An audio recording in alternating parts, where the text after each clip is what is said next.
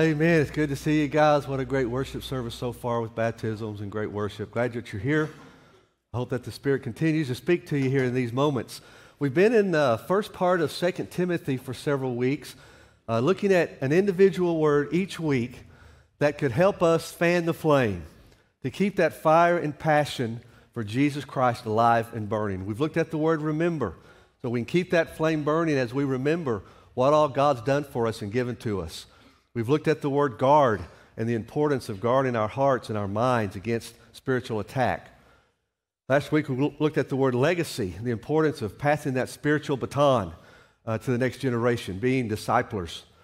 Today I want to look at one last word. We'll end it this morning with one last word, one last concept, and it's from 2 Timothy chapter 2.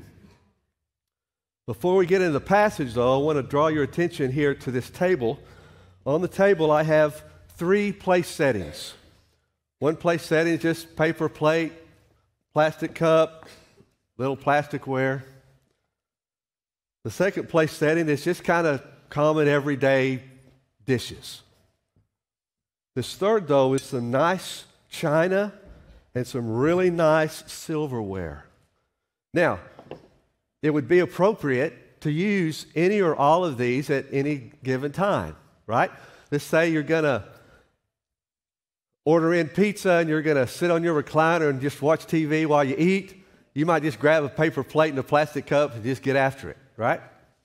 Let's say you invite your family over and you're going to cook hamburgers or something. For that occasion, you might use, just your common everyday dishes for something like that. But if you're going to do something special, it's a special occasion. Maybe you're going to celebrate your spouse's birthday, or you're celebrating your wedding anniversary, or you're inviting some really special people in for a very special occasion. That's the time when you would bring out the really good stuff, the nicest dishes that you would have, some really nice china, because it's a special occasion. Now, really what you would not want to do, what would not be appropriate, is to mix up the place setting with the wrong occasion. So if you're just going to sit down and have some pizza and watch TV on your recliner, you're probably not bringing out the nice china.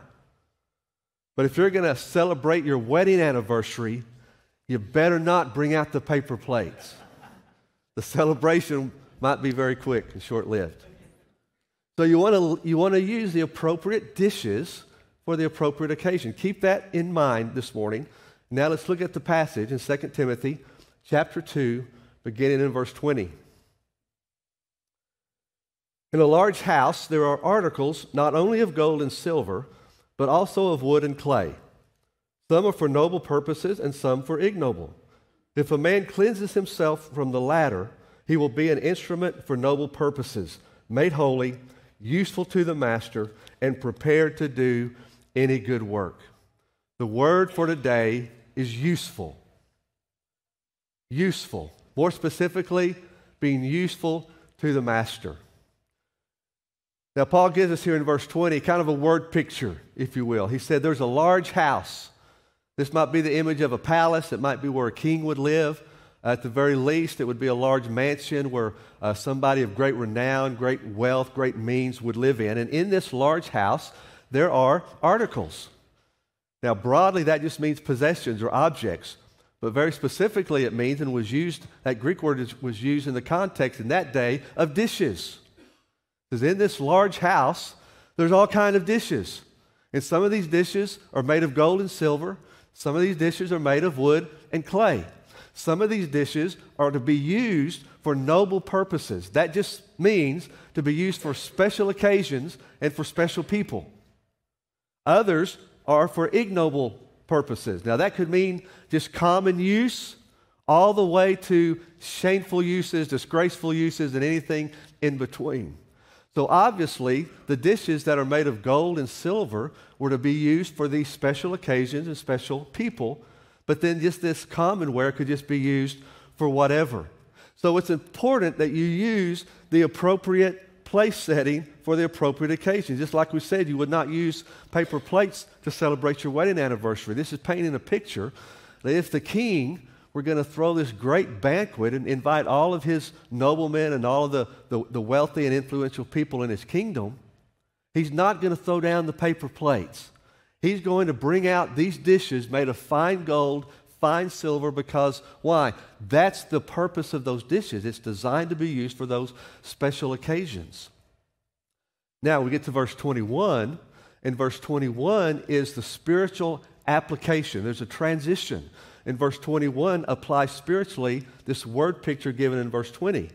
So it says, if a person cleanses himself from the latter are these ignoble purposes.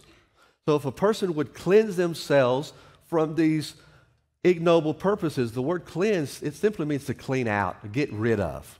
Okay? So what Paul's trying to communicate to us is there is a need to get rid of this willingness to be used for common use or for disgraceful things or for shameful things. To be real specific, to put the spiritual connotation to it, what he's saying is rid yourself or stop giving yourself, one, to sinful purposes. Stop living for sinful pursuits and purposes.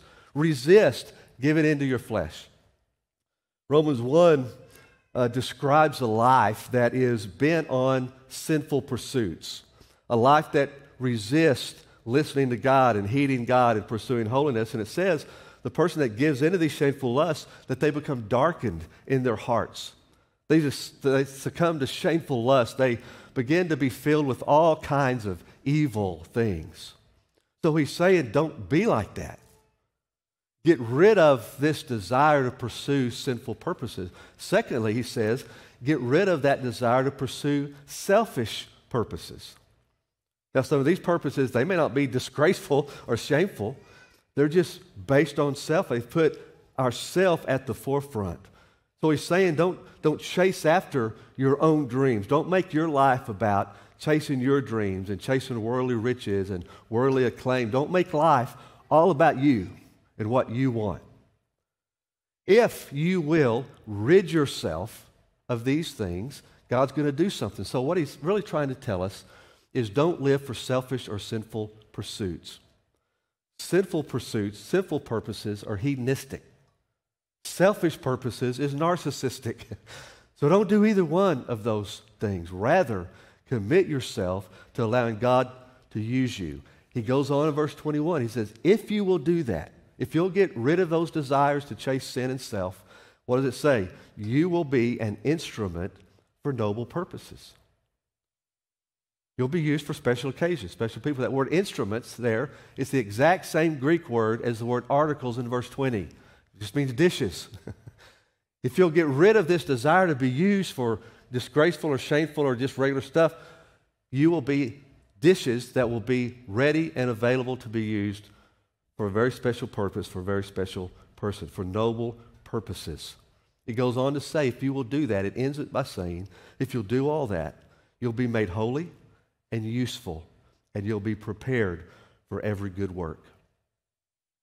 So if you can quit chasing after the sinful and selfish and begin to allow yourself to be used by God, now you're going to be useful. You will cleanse yourself of those things. Now, let me chase a rabbit and do a side note here. When it says you can cleanse yourself, this passage is not talking about salvation. Okay? It's talking about service. It's not saying that we can cleanse ourselves from sin, that we can forgive ourselves. It's not talking about salvation. God's the only one that can cleanse us. He cleanses us through the blood of Jesus Christ. This is talking about service. And when it comes to service, we do have to cleanse ourselves, because what that is speaking to is a decision, a conscious decision that is saying, I'm going to live my life for a very specific purpose. So I'm cleansing myself. In other words, it's realizing that we've been set apart.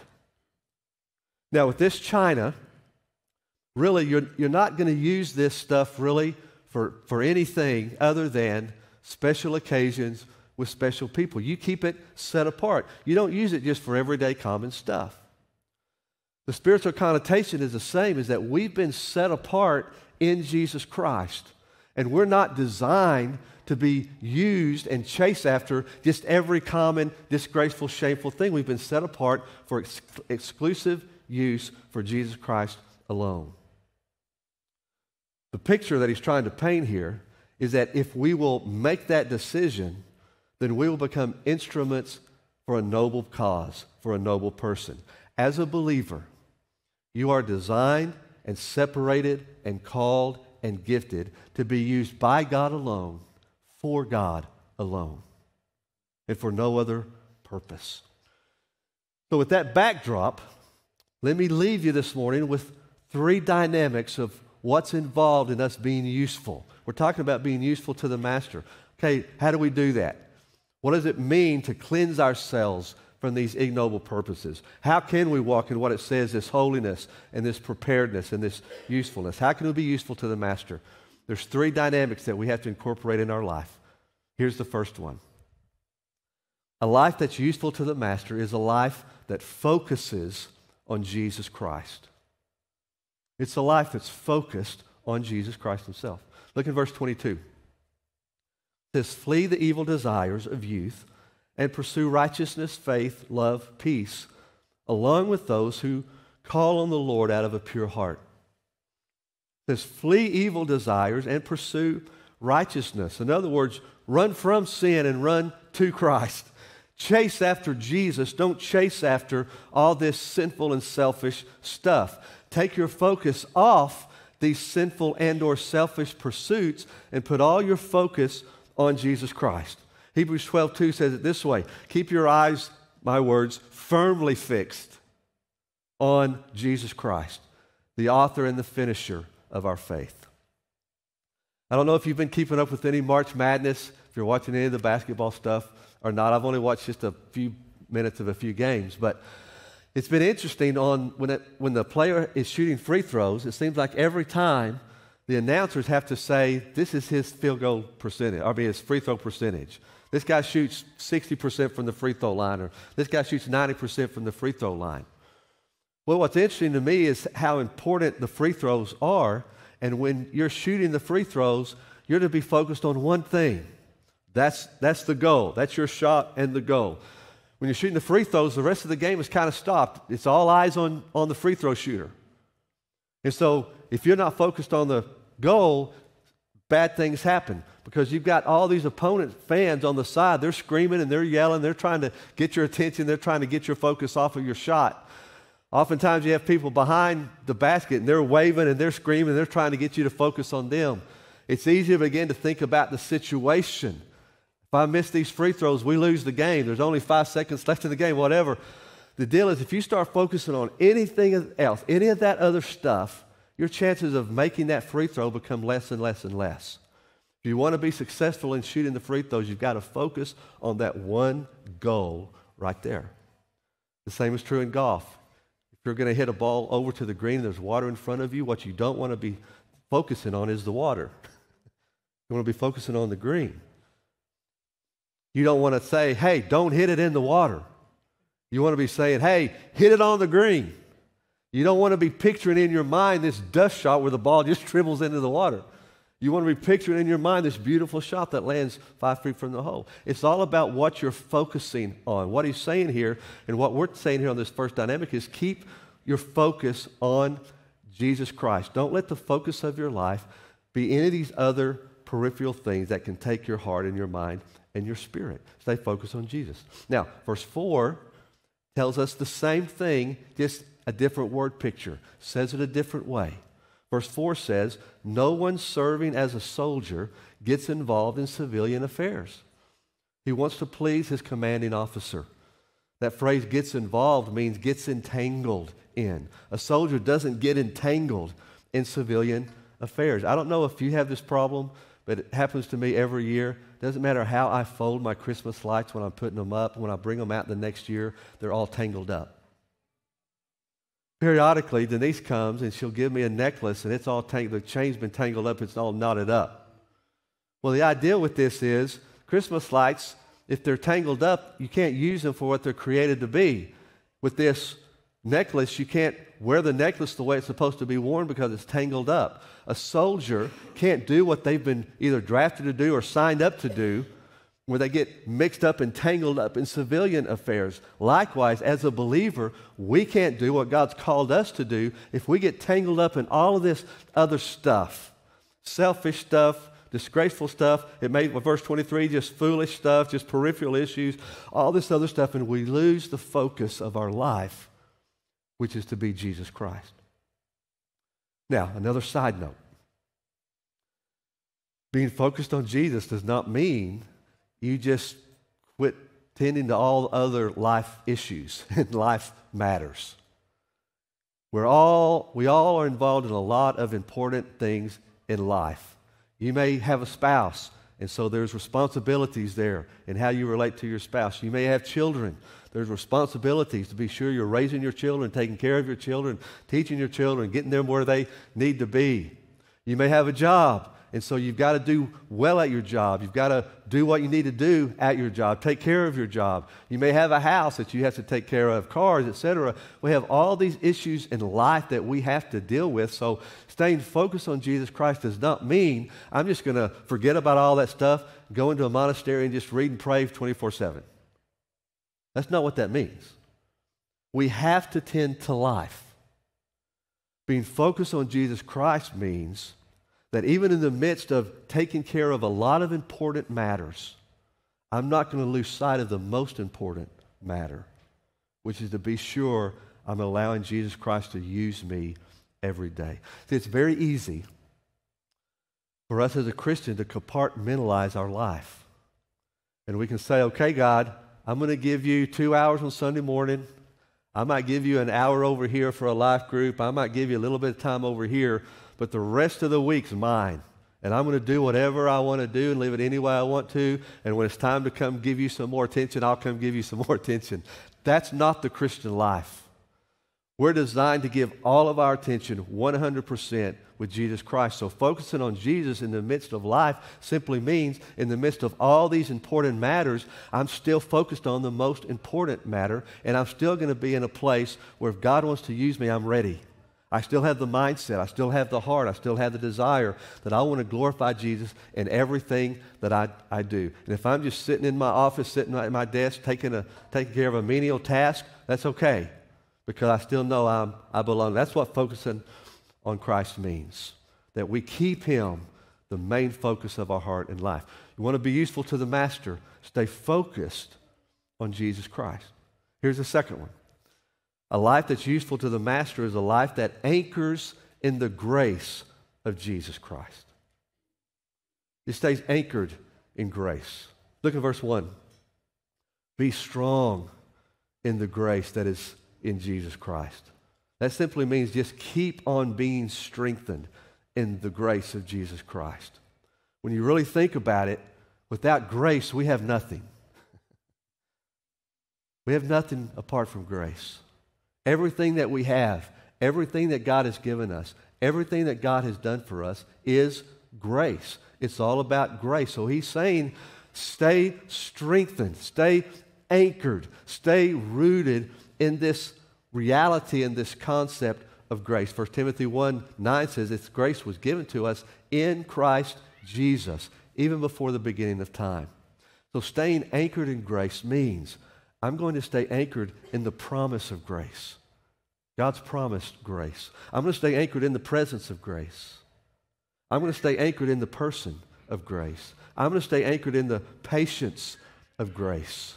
Aren't you glad God's patient with you? I'm going to stay anchored in the power of grace.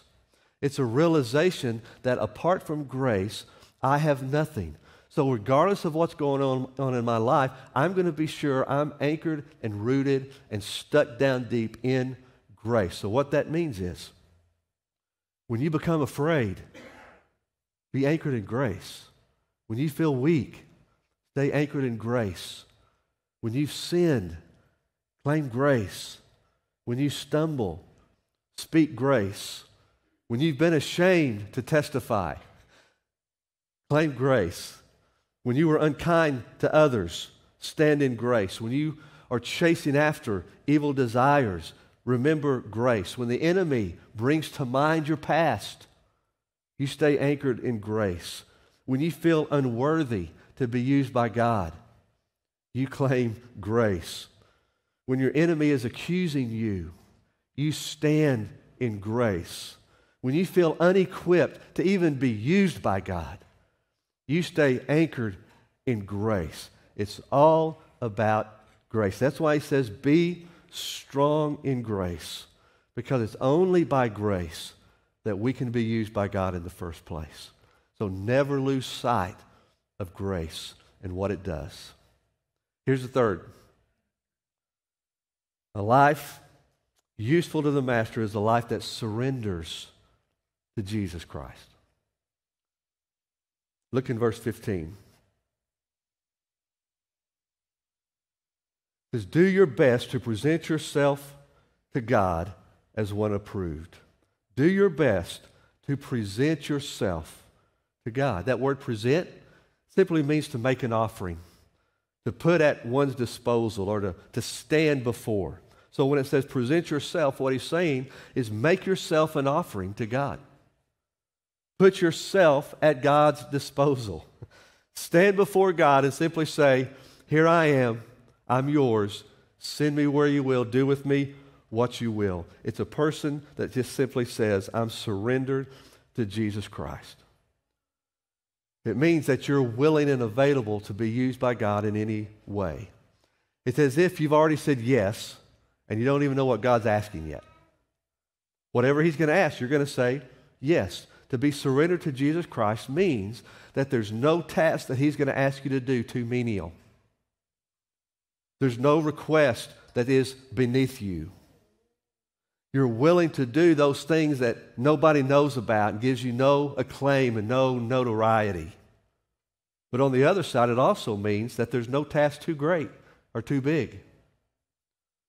If the ask seems bigger than you, or it seems bigger than what you're gifted to do, or it seems bigger than anything that you've ever done before, you're still going to say, okay, let's do it, because you know the power of God, the grace of God, the goodness of God is going to equip you so you're going to be able to do what he's called you to do. You simply said, I'm yours, I surrender, and I'll do anything that you want me to do. The word picture here is if we want to be useful to the Master, we live a life that stays focused on Jesus, the life that stays anchored in the grace of Jesus, and it's the life that stays surrendered to Jesus. Because verse 21 says if you'll do that, you will be prepared for every good work. You'll be ready. You'll be holy. You'll be useful to the Master. With this idea of surrender and usefulness, it's kind of back to our place settings. It's interesting with the king, if the king's going to, remember we're talking about a large house with all these dishes, if the king is going to get ready to throw a banquet and have a party, the king knows that the dishes are already up there in the cupboard. They're already ready to go. The king doesn't ever have to worry, hey, I don't think I can throw a party because I don't know if I have any dishes. The king already knows that the dishes are right there. So all the king has to do is say, okay, I have this special occasion, so let's go to the dishes and let's do this thing. That's the word picture of what he's trying to communicate. That if we will focus on Christ and be anchored in all that we just talked about, we are ready. We've surrendered. We're ready. We're just like these dishes for noble purposes that we're on the counter, we're on the table, we're sitting here. We're just waiting for God to come and say, hey, I've got the occasion. He didn't have to worry about finding someone. Do I have any dishes? He says, yes, I know I have the dishes. And here's the occasion. And then we simply say, okay. May our prayer be, may our desire be that we would be useful to the Master. Would you bow with me?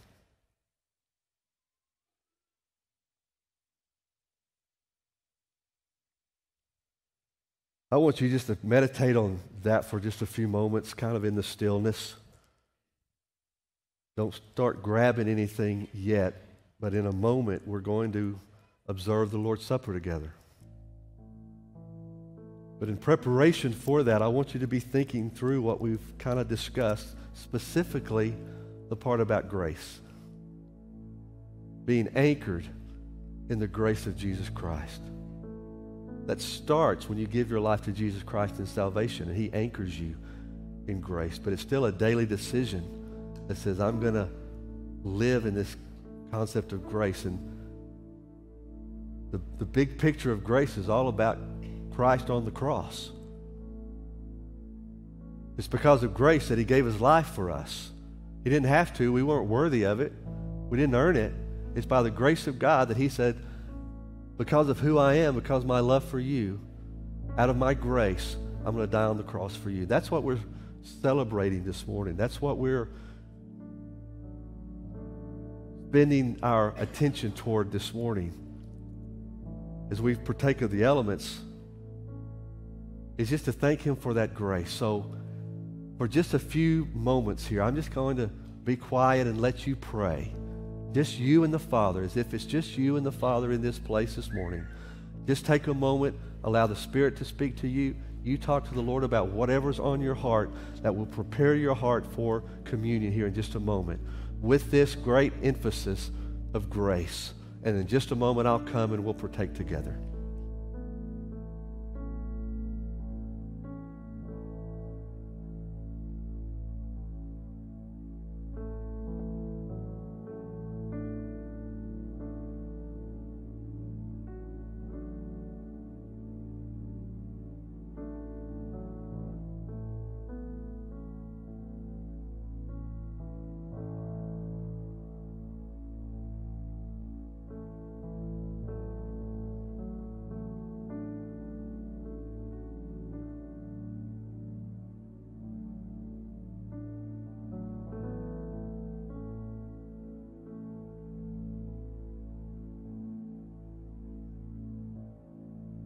In a spirit of worship, if you would take your elements, go ahead and take off the top layer and grab your wafer.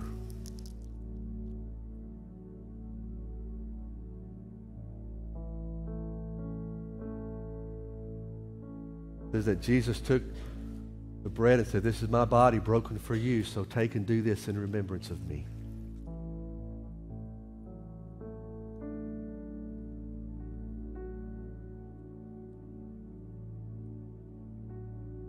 And it said he took the cup. He said, "This is my blood poured out for the forgiveness of sins. Take and do this in remembrance of me."